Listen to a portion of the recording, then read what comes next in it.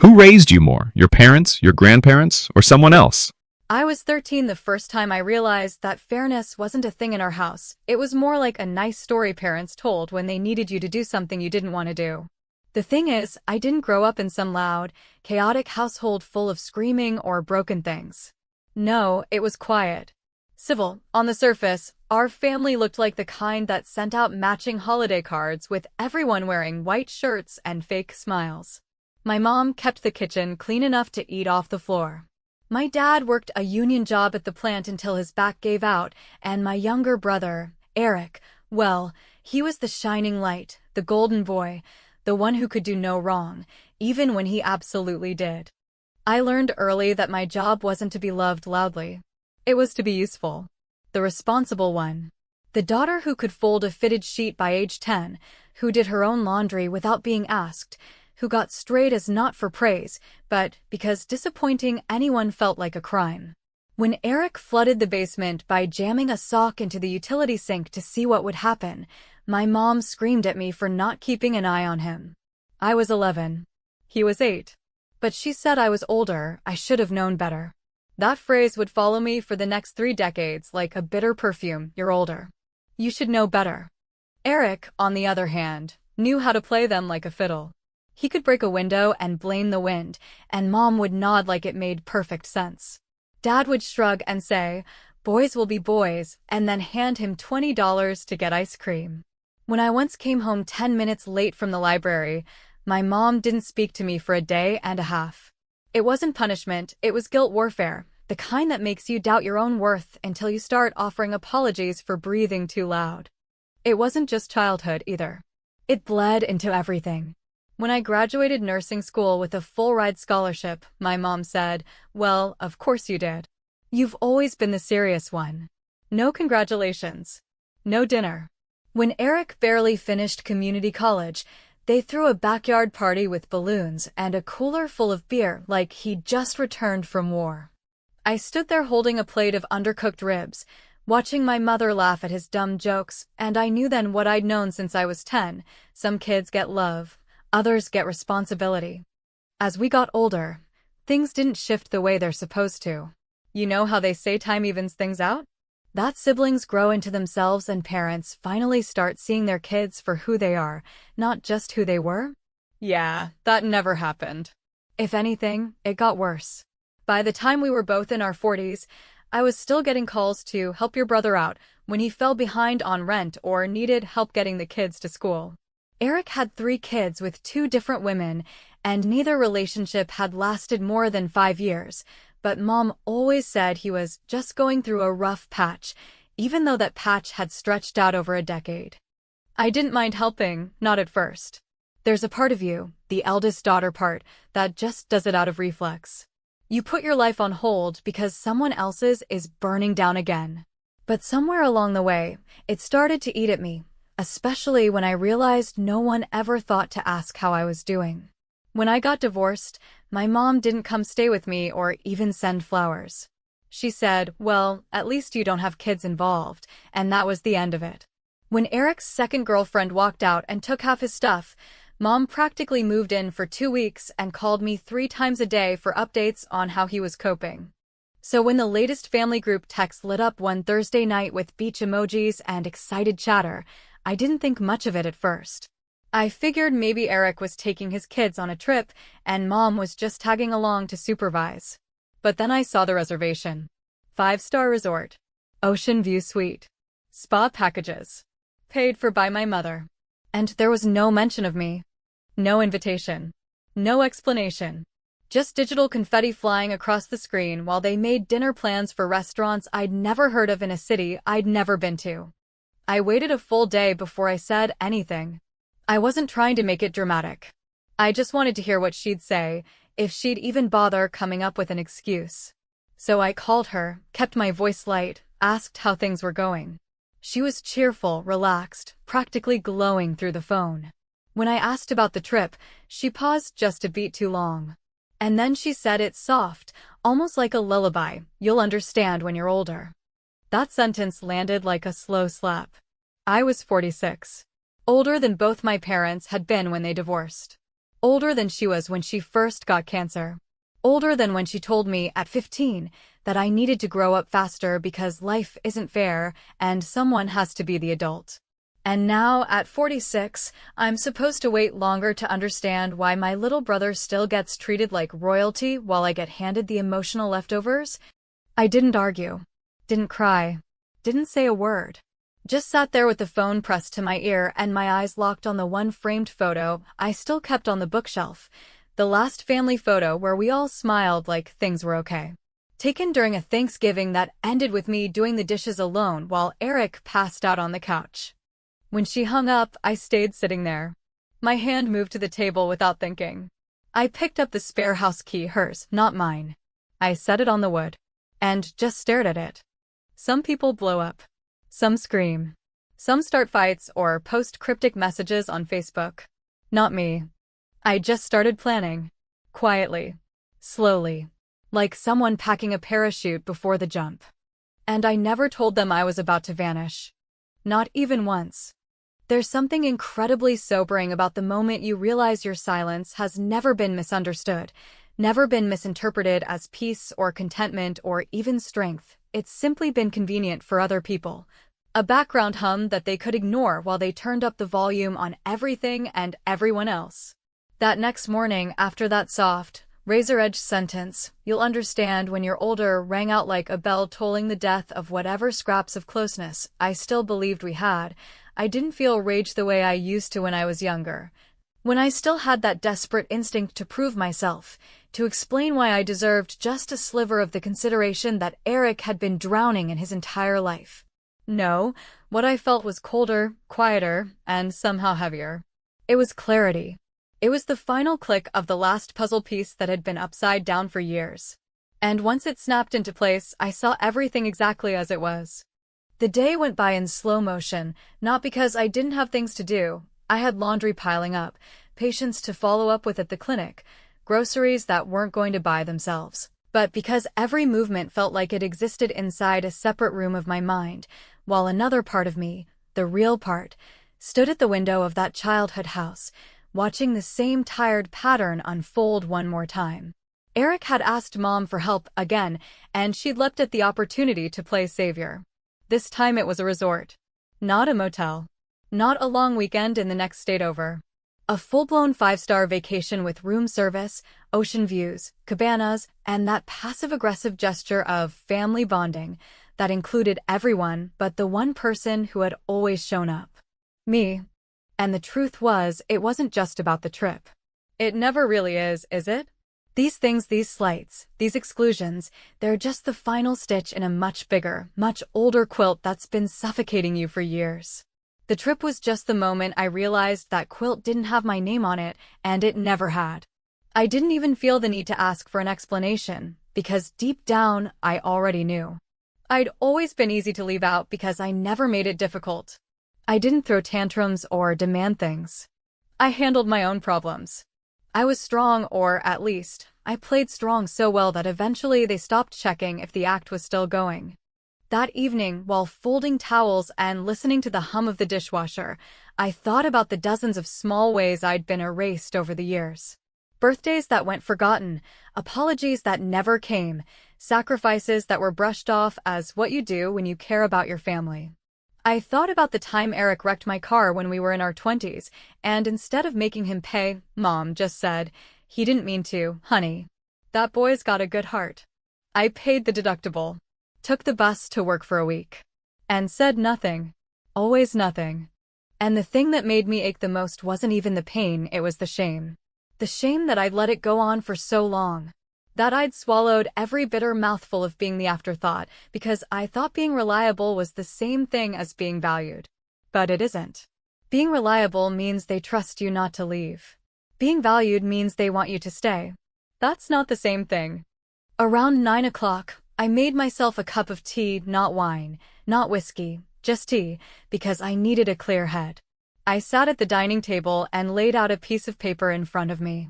I didn't even realize I was making a list until I'd written the words, what I gave, at the top of the left column and what I got on the right. I didn't fill it out like a dramatic journal entry. I just listed facts. Straight, cold facts. On one side, co-signed a car loan for Eric in my 30s.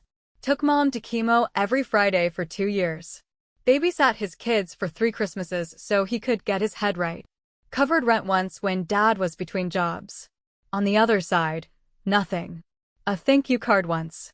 A mug from Eric that said best and like I'd won a participation award in someone else's game. A half-hearted "you know we love you" at Thanksgiving that always felt like a line from a sitcom, not something real. I sat there looking at that list for a long time. The paper was small, but the weight of it made my chest ache like I'd been holding my breath for 20 years. And the worst part? I knew if I gave them the chance to explain, they'd twist it like they always did. They'd say I was being dramatic. They'd say I misunderstood. They'd say, it wasn't about you, as if I was just collateral damage in their ongoing love affair with Eric's potential. So I didn't give them the chance. Instead, I got up, took that spare key from the hook by the door, the one mom had left years ago in case of emergencies, and I placed it gently on the kitchen table. Not because I wanted her to see it and think I was making a statement. I didn't care if she noticed.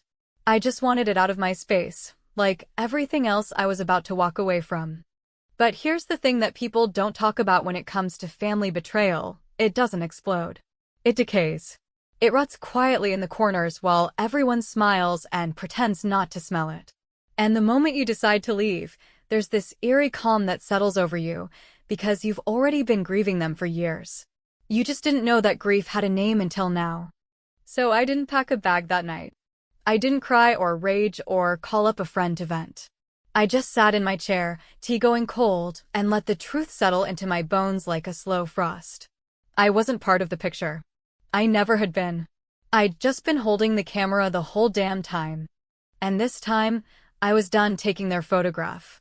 There's a moment, somewhere between the decision to leave and the act itself, when your body stops functioning out of habit and starts moving with quiet precision, a kind of internal choreography that feels both alien and intimate, as if every bone in you has already memorized the steps before your mind has even caught up.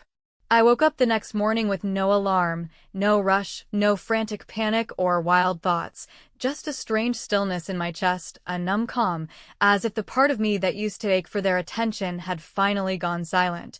Not because it found peace, but because it simply gave up asking. And for the first time in years, maybe decades, I didn't feel like I owed anyone an answer. The house was still. I poured myself a cup of coffee, black and bitter, just how I used to drink it when I worked overnight shifts and had no time for cream or sentimentality. I stood at the window, watching a thin drizzle of rain streak down the glass, and I thought about how many storms I had weathered for people who never noticed when I was the one getting soaked. My mother had left a voicemail around midnight, bright, chirpy, almost condescending in its artificial warmth, telling me they'd be flying out the next morning, that she hoped I'd understand the trip wasn't personal, that it had just worked out that way, and maybe I could come next time if things were calmer. She didn't ask if I was free, or if I wanted to go, or if it hurt not to be invited. She didn't even pause to consider that, in all the ways that mattered, I had already left years ago, even if I hadn't moved yet. I didn't listen to the whole message. I didn't need to. I'd heard some version of it all my life, her voice coated with that familiar blend of guilt and justification, like someone rehearsing an apology that doesn't belong to them. So I deleted it. No ceremony, no hesitation. Just a clean swipe and a clearer mind. It's a strange thing, packing a life you've built in service to others. The apartment I lived in wasn't grand or cluttered, but every object in it felt soaked in compromise. The couch I chose because it was practical, the dishes I kept because Mom likes those when she visits, the spare bedroom I never filled because I was always on call to help with Eric's kids, it all reeked of a life paused for someone else's comfort. So I didn't pack it all. I didn't even pack most of it. I took what was mine, not what I had inherited, not what had been expected of me, but what I had earned, piece by piece, through quiet sacrifice and endless patience. I packed 2 suitcases and a duffel, booked a small studio 2 hours away, signed a lease online, and gave my notice to the landlord without flinching. He looked surprised, maybe even concerned, but I told him it was time for a change, and left it at that. There was no big announcement. No social media post. No cryptic messages or dramatic ultimatums. I didn't want closure. I didn't want confrontation. I just wanted out. And as I looked around the apartment one last time, its beige walls and two quiet hallways, I realized I wasn't mourning what I was leaving behind. I was mourning all the years I stayed for nothing. The key, hers, not mine, felt heavier than it should have, like it had absorbed the weight of every moment I had spent waiting to be chosen, to be noticed, to be prioritized. I placed it on the table, not in the center like something symbolic or poetic, but off to the side, where everything about me had always been placed, present, but not considered essential. I left no note, no letter, no final goodbye. Just the key and a silence so thick it could suffocate guilt, if they had any left. And then I walked out. There was no dramatic music, no tearful last glance, just the mechanical lock of the door clicking behind me and the sound of my footsteps down the hall, steady and sure. I didn't look back. Not once. Because I knew if I did, some small part of me might start rationalizing again, might begin the old habit of excusing their behavior, of telling myself they didn't mean it that way, that families are messy, that love looks different in different homes. But I was done translating disrespect into devotion. By the time they landed in Florida, or wherever that overpriced fantasy retreat had been booked, I was already on the road, my phone switched off, my mind clear. I hadn't told them where I was going, not because I wanted to punish them, but because I finally realized I didn't owe them the chance to follow. I had spent too many years letting them track my life like it belonged to them, stepping in when it was convenient, disappearing when it wasn't, always assuming I would remain exactly where they left me. This time, I wasn't going to be there when they looked. I rented a small place near the water, not a beach, but a quiet lake town where nobody knew my name and nobody asked where I came from. I unpacked slowly, savoring the emptiness of a place where I wasn't surrounded by shadows of unreciprocated loyalty. I bought a cheap chair for the porch, a plant that didn't need much sunlight, and a coffee mug that said absolutely nothing. And then I sat, listening to the wind through the trees, not waiting for anything for the first time in my life. The phone rang once, 2 days later. It was her number. I let it ring. I watched it buzz itself into silence, and I didn't move to touch it. She left no message that time. Maybe she was still on vacation. Maybe she didn't know what to say. Or maybe she thought I'd come back, like I always had before, like a satellite returning to its orbit, waiting for instructions. But I wasn't circling anymore. I'd burned that trajectory down to ash. It's funny, in a bitter sort of way, how easy it is to disappear when nobody's really looking. It's strange how quickly a person can become a villain in a story they were never invited to speak in, how effortlessly people rewrite events to cast themselves in the light and leave you in the shadows, and how, once you remove yourself from the roles they assigned you, silent supporter, fallback babysitter, dependable fixer, they panic not because you're gone, but because your absence forces them to confront the fact that they no longer have control over how you're remembered.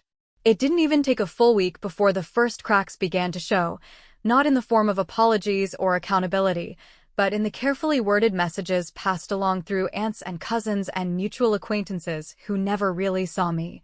Only the role I played, the version of me they'd been fed for years like gossip disguised as family concern. At first, it was just polite confusion, subtle, almost laughably rehearsed lines that trickled into my inbox like rain through a leaking roof, small, but persistent. Your mom is really upset. She said you left so suddenly. Eric mentioned you haven't been answering calls. Is everything okay? You've always been the strong one. We're just surprised you didn't say anything before taking off like that. And then came the subtext, not even hidden but woven into the tone with surgical precision, the implication that I was ungrateful, overly emotional, perhaps even unstable. The kind of language families use when they want to discredit you without sounding cruel. No one asked what had led me to walk away. No one wondered aloud what kind of quiet accumulation of wounds would drive a grown woman to vanish from her own family's narrative. Instead, they simply accepted the new version being whispered behind closed doors, that I'd changed, that I'd always been distant, that I was the one rewriting history. But the truth, the real, ugly, unfiltered truth, was that I had never been the author of this story. I had merely been a footnote in everyone else's chapters, a reliable supporting character in the tragic comedy of Eric's life and the martyrdom fantasy my mother had crafted for herself. And now that I had dared to step off the page, to say nothing, to walk away without a fight, they had no choice but to create a new story that explained my disappearance in terms they could live with. Because admitting that I left out of self-respect would require them to confront the very things they spent decades avoiding. The version they preferred was simpler, more convenient, that I was bitter, that I'd always been too serious, that I held grudges, that I was emotionally unavailable. They dusted off old grievances, polished them with a fresh coat of hindsight, and presented them as proof that they had always tried their best, that I was simply hard to love. My mother, in particular, had a talent for this kind of narrative control. She had always been adept at making herself the victim, even when she held the knife.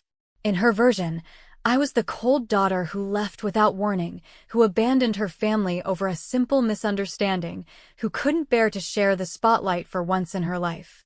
But she knew. Deep down, she knew.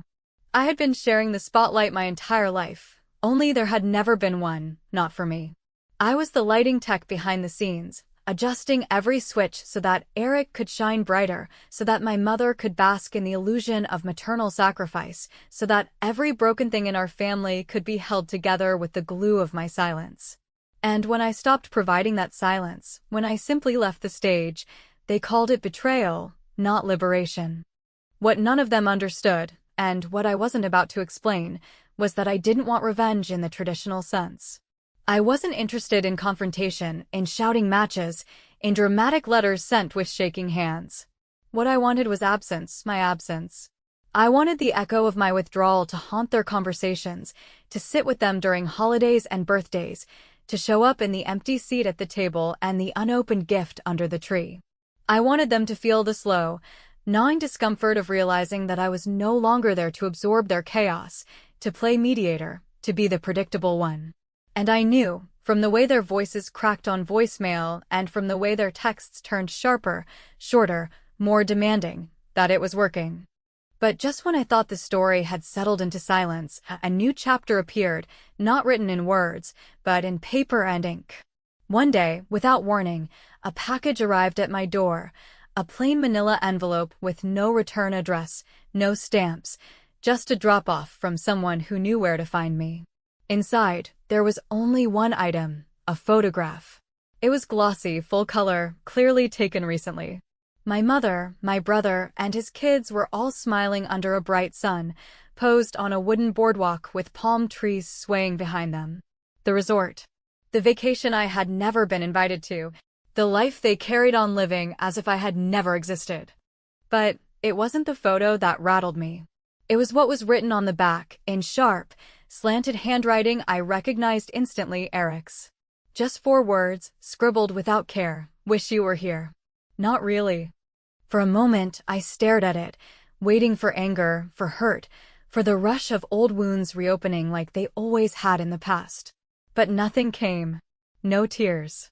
No shaking. Just a kind of low, bitter amusement, the kind you get when someone shows their hand a little too clearly, forgetting that you already folded the game. It wasn't a message meant to draw me back, it was meant to sting, to remind me that they still had each other, and that I had chosen to be alone. But what Eric didn't understand, what none of them understood, was that I wasn't alone. I had myself now. For the first time in my life, I wasn't standing in someone else's shadow, I wasn't managing anyone else's mess, I wasn't waiting to be acknowledged like some understudy in a life that wasn't mine. I had walked away not to punish them, but to save myself. And if the cost of that salvation was being misremembered, misrepresented, even hated, then so be it. Because there is a kind of peace that comes from no longer needing to defend your version of events, from letting people believe what they want if it means you finally get to rest. Let them rewrite the history. I was done reading it. It's a strange thing, the way peace arrives, not with fanfare or revelation, not with fireworks or some life-altering moment that changes everything in an instant, but with a long, slow exhale that creeps up on you quietly, like sunlight shifting across the floor in a room you've finally made your own. I remember sitting on the edge of that narrow porch in my new town, in a chair I bought for $30 from a local yard sale, listening to the soft, repetitive lapping of the lake water against the rocks below. And realizing I had gone an entire week without checking my phone, without refreshing a message thread, without bracing myself for the next emotional punch masked as a family update. There was no more waiting for permission to feel hurt, no more asking myself if I was overreacting, no more scanning through text messages, hoping to find something that resembled recognition. In that silence, I found something I didn't know I'd been searching for my entire life: ownership of my story, unfiltered by anyone else's guilt, need, or distorted recollection. But as with anything you walk away from, there's always a final test, a last lingering whisper from the life you left behind that arrives just when you think you've buried it deep enough not to hear it anymore. It came 3 months after I disappeared, in the form of a knock, sharp, deliberate, unmistakably human, at a door I had come to believe would never again echo with the past. I didn't answer right away. I didn't want to. Not because I was afraid, but because I had built something here, something fragile and mine, and I wasn't ready to see the look on someone's face who might try to take it away from me with just a few words. But curiosity is a persistent animal, and so, after a moment of hesitation, I stepped toward the door and looked through the peephole. There was no one there. Only a small envelope, thick and cream-colored, resting quietly on the welcome mat. No name, no return address. No markings at all except for the faintest indentation on the flap, as though someone had held it too tightly before letting it go. I brought it inside, sat at the kitchen table, and stared at it for nearly an hour before finally opening it, expecting maybe another photograph, another cruel note, some final attempt at guilt. But there was no picture this time. No message. Just a check. A check, signed in my mother's handwriting, made out in my full name, middle name included, which she always insisted on using when she was trying to sound proper, for an amount that could only be described as absurd. Tens of thousands of dollars. The kind of number that doesn't appear without a lawyer or a motive. There was no note to explain it, no breakdown of what it was for.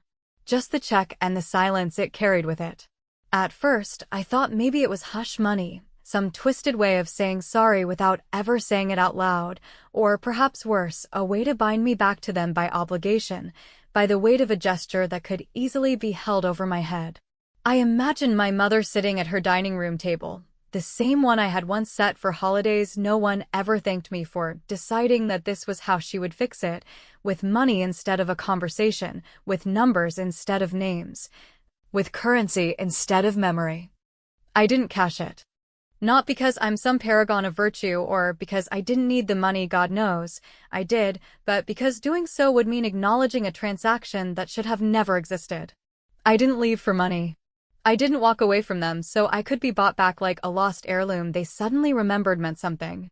I left because I was tired of being the background, the cushion, the silent keeper of their messes, and no amount of money could make up for the years I spent stitching together my identity out of scraps of whatever they left behind.